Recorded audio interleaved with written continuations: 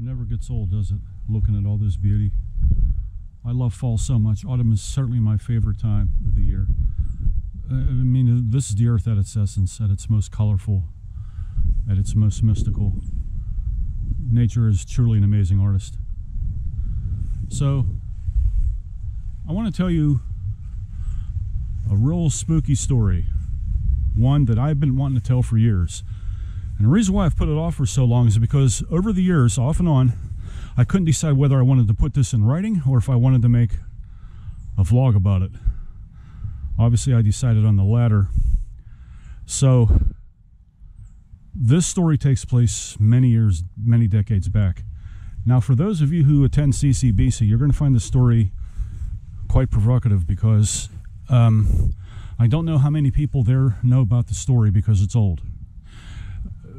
This is the story that I know and the version that I know, and I'm going to tell it. And I want to say that the incidents that led to a person being a ghost happened probably maybe in the 70s. I'm not sure. But anyways, this was my sophomore year in college. I was my second year at Ccbc. I was an English major. I've always loved literature and words and poetry and stuff like that, and I had a Shakespeare class. So I'm not going to mention the teacher's name because I don't have permission. And around this time, maybe a week before, maybe like right now, being that it was Halloween, we were talking about ghost stories. And she said to all of us, do any of you would like to briefly share, a tale or two? And of course, a lot of people did, and I certainly did. I related one that my grandma told me about her growing up in Transylvania. And she asked all of us, collectively, she said, do you guys know about the ghost in the Allied Health Building? Now, for you folks who attend there now, it's not called the Allied Health Building anymore. It's the nursing building. It's the health science building they have there now. Well, when I was there, it was called the Allied Health Building. There was a lady who used to clean there. The janitors would clean in the evening after 3, 4 o'clock when most of the students were going home and the teachers were packing up their belongings and also going home. They would clean the buildings. One particular evening, it wasn't necessarily around this time, but it was getting near late at night. It was dark. I don't know how long they worked in the evening shifts there, but sometimes I think they worked till 9, 10 o'clock at night sometimes. She was cleaning the bathrooms. Now, I don't know which bathroom it is.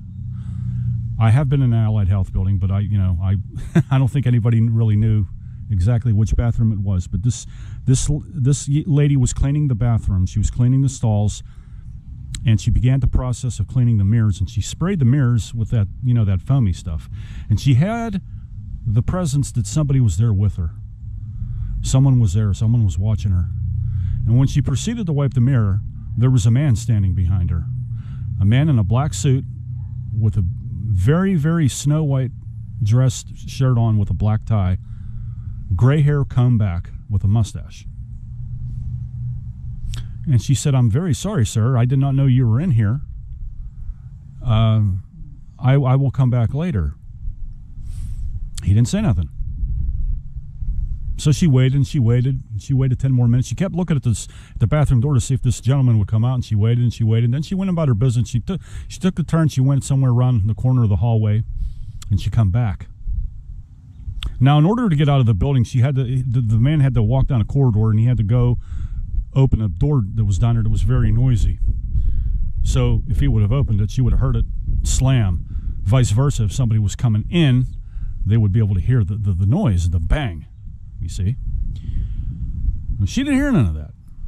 So she assumed that he was still there. He was still in there, doing his business, whatever, So she knocks on the bathroom door. It was a gentleman's room. She knocks on the bathroom door, and she says, "Sir, are you still there? Are you okay? You need anything?"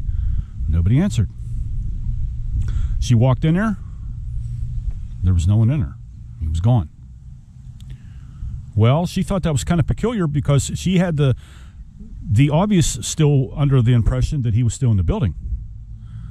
She grew a little bit concerned, so she went and proceeded to call one of her workmates and said, "Have you seen a so-and-so?" She gave the description, and the guy said, "No, I ain't seen anybody like that."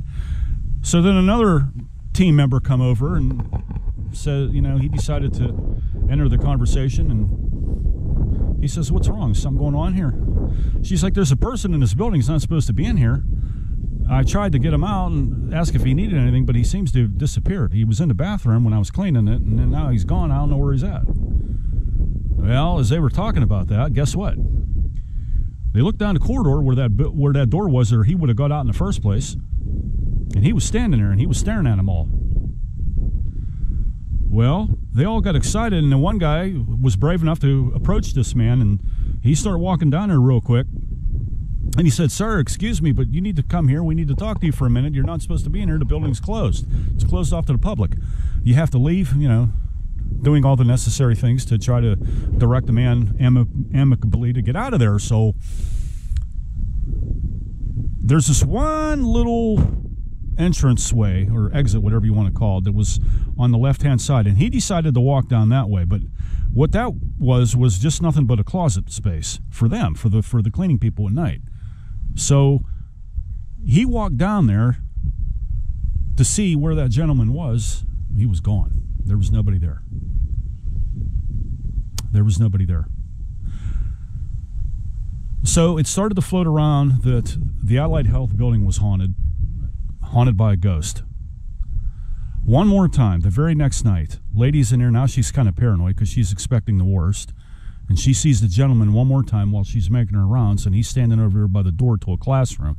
She tries to flag him down. He goes inside the classroom, and she goes in there, turns the lights on. Nobody there. Gone. Like a flash in the wind, just gone. She really freaked out. In fact, she freaked out so much over this that she quit her job. She got out of there. She never wanted to set foot in that Allied Health building again. Over the years, there were a couple more incidences where people had weird experiences in the Allied Health building. I'm still going to call it the Allied Health building. I'm sorry. So over the years, people were still talking about it, but nobody ever came forth and said anything. There's two possibilities to this story. One, this gray-haired man was a father of a student that was killed on her way home one night from class in an automobile wreck. And she was a nursing student, and she was attending classes, obviously, in that building, and her father continues to haunt the building where her daughter took classes. The one other version that I did hear was that this was a professor who was on his way home one night and got in an automobile accident and died. But I checked the newspapers, and I didn't see any accidents from professors. At least it didn't say the person was a professor who had died in a car accident in or around, you know, somewhere near Ccbc. I don't know. If you guys know anything about this story, let me know. He was never seen again. He just like disappeared off of the face of the earth, this ghost. He was never seen again. Nobody ever talked about him. It's a very strange story, and it stuck with me. It always gave me the creepy vibes. In fact, during the rest of my stay at Ccbc, I always carried a pair of eyes behind my head because that story really freaked me out. It was kind of strange. It was kind of creepy, and you know, Ccbc was a kind of a creepy place at night, especially during the short days like this in the fall. So it was arranged differently back then than it is now, but it's still, I think you can still appreciate the experience. So if you have any info about this, let me know. And for those of you who don't know, I hope this story entices you a little bit. Dig around. Maybe somebody that's been there a very long time, a member of the faculty, might know something about that story. Perhaps they know a different version. So let me know, like, subscribe, and I will see you in the next video. I hope you guys have a happy and safe Halloween. I hope you're enjoying autumn. I certainly am, and this is like one of the best places to be. And the whole entire United States is right here in the Northeast. So may your God go with you, and I wish you peace.